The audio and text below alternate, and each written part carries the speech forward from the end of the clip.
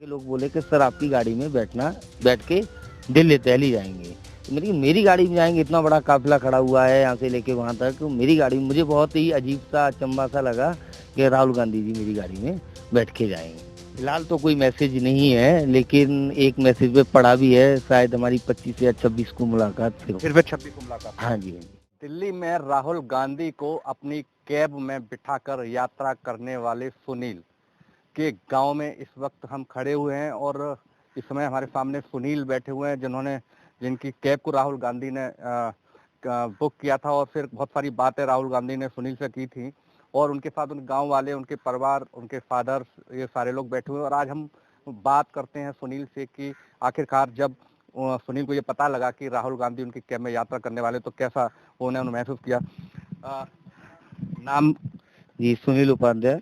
सुनील, सबसे पहले तो हम ये पूछना चाहेंगे कि कैब आपकी कैसे बुक की गई थी? क्या आपको पता था कैब बुक करने वाले राहुल गांधी? जी, जी। सबसे पहले मेरे पास एक राइड आई थी जिसमें 2-4 घंटे का रेंटल का बुकिंग था और मैं सीपी कनॉट पैलेस की तरफ था।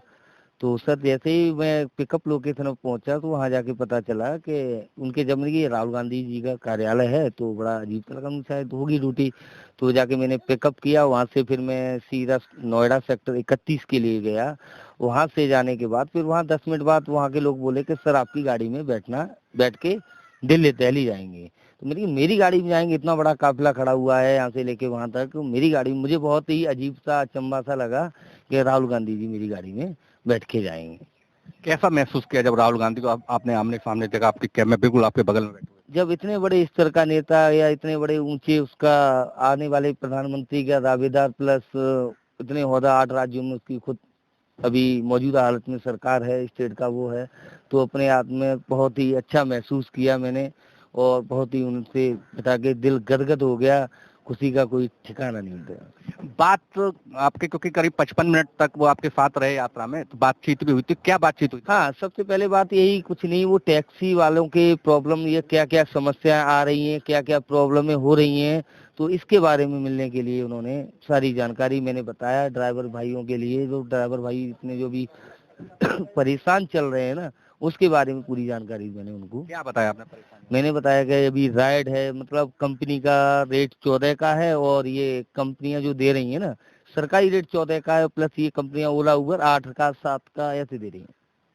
तो समस्याएं क्या रही, क्या बताएंगे आप? समस्या उन्होंने बोला कि मैं इस बात के लिए अगर पार्लियामेंट में रखता हूँ तो कैसा रहेगा। मैं बिल्कुल सर, इसकी आवाज इनको सुनने वाला कोई नहीं है, मतलब इन गाड़ी वालों की आवाज को उठाने वाला किसी ने आज तक कोई आवाज नहीं उठाई। इनको क्या प्रॉब्लम है, क्या प्रॉब्लम नहीं है।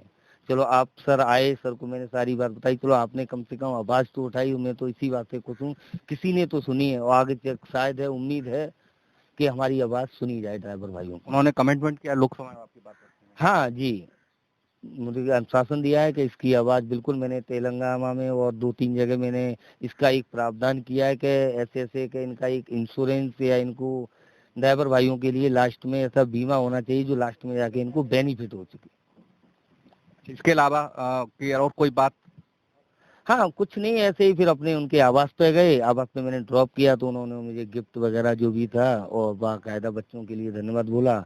और फिर बच्चों के साथ उन्होंने बाकायदा रेस्टोरेंट में नाश्ता वगैरह, खाना वगैरह? ये 14 तारीख के बाद ये 16 तारीख के लिए मेरे पास मैसेज आया था कि सर आपको लंच पे याद कर रहे हैं, आपको आना है। मैं थोड़ी देर के लिए फिर झिझक गया, मैंने सोचा मेरे लिए खाने पे बच्चों को, फिर मैंने वाइफ से बोला भी था कि ऐसे ऐसे खाने पे भी लंच बंच ये क्या होता है, तो उन्होंने बताया खाने के लिए तो इनवाइट किया है। तो फिर मैंने कॉल की, मैंने सोचा अपने तरफ से साथ वाले भी शरारत कर देते हैं, तो फिर मैंने चैन नहीं पड़ा, फिर मैंने दोबारा फिर उसी नंबर को ट्राई किया कि नहीं नहीं, कल सर को छोड़ा है, वहीं आपको आना है, टाइम टेबल में बता दूंगी कहाँ आना है। फिर मेरे लिए बताया कि आपको इस जगह आना है, तो फिर फैमिली को लेके फिर मैं पहुंच गया था। जो फैमिली के साथ खाना खाने गए, वो फैमिली के बीच में क्या बातचीत राहुल गांधी से? फैमिली के साथ बातचीत हमारी जो भी हुई थी, मेरी बात ये हुई थी कि जैसे कि आपको ये काम करे, मेरी वाइफ से भी बात किया, मुझसे भी बात किया कि इन्होंने बताया, बाहर घूमने के बारे में पूछा, खाने के लिए बच्चों बच्चों से भी बहुत सारी बातें की, आप क्या बनना चाहते हो, क्या नहीं बनना चाहते हो।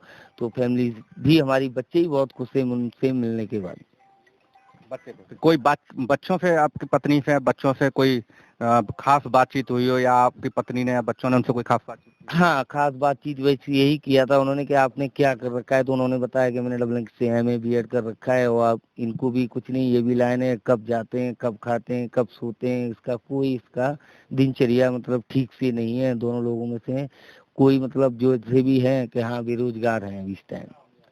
बेरोजगारी पे कोई बात कही उन्होंने? हाँ, बेरोजगारी पे उन्होंने कि मुद्दा उठाएंगे पार्लियामेंट के लिए, उन्होंने बोला भी है कि आगे चल के ये बात उठाएंगे। अभी कोई कमिटमेंट फिर बुलाया है क्या आप? हाँ, अभी आश्वासन अभी ऐसा तो अभी फिलहाल तो कोई मैसेज नहीं है, लेकिन एक मैसेज पे पड़ा भी है, शायद हमारी 25 या 26 को मुलाकात फिर 26 को मुलाकात? हाँ जी, हाँ जी। कुछ कहना चाहेंगे 26 को फिर मुलाकात में? हाँ, जो भी है मैं ड्राइवर भाइयों के लिए पूरी तहे दिल से खड़ा हूँ, पूरी फुल आवाज उठाना चाहता हूँ और पूरे अपनी टैक्सी लाइन में जो भी भाई बंधु हैं इनकी समस्या का समाधान हो। बस किस तरह का समाधान चाहते हो, क्या बदलाव चाहते हैं आप? इसमें यही बदलाव हम चाहते हैं कि हमारे जो लाइन है ना ये, तो इसका सारा कुछ जैसे कि ड्राइवर भाइयों का लास्ट में इसमें जैसे कोई लाइफ इंश्योरेंस मतलब लास्ट मतलब हमारा इतना कटे कि हमारा लास्ट में जैसे जाके मिलना चाहिए, इसमें कुछ नहीं है। जो भी करो अपना, वो भी साथ के साथ कंपनियां तो अपना ले ही लेती है ना, तो इसमें कोई सुनवाई ही नहीं है कैसी भी।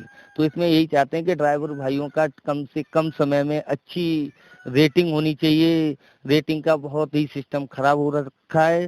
सरकार का रेट 14 का है और ये कंपनियां अपनी मनमानी कर रही हैं, वो 7 से 8 रुपए किलोमीटर चलवा रही हैं और हम लोगों को चलानी पड़ रही है, क्योंकि और कोई दूसरा चारा भी नहीं, ले कहाँ जाओगे, इतना बड़ा मैं हूँ नहीं जो पर्सनल ले जाके घर पे गाड़ी खड़ी करके। आपको भरोसा है राहुल गांधी के थ्रू ये समस्या समाधान हो सकता है? हाँ, भरोसा तो और उठ गया है, मुझे बिल्कुल भरोसा हो चुका है कि हमारी बात कोई सुनने वाला कोई सामने तो आया। मुझे राजनीति से वैसे कोई मतलब नहीं है कि मुझे कौन सी पार्टी, काम तो हर पार्टी कोई भी सरकार आ जाए काम तो करना है, खाना है, कोई भी आ जाए, इससे कोई वैसा मुझे नहीं है। लेकिन हाँ, मुझे उम्मीद है, आने वाले समय भी उम्मीद है, शायद वो पार्लियामेंट तक आवाज ले जाएंगे और इसका समाधान होके रहेगा।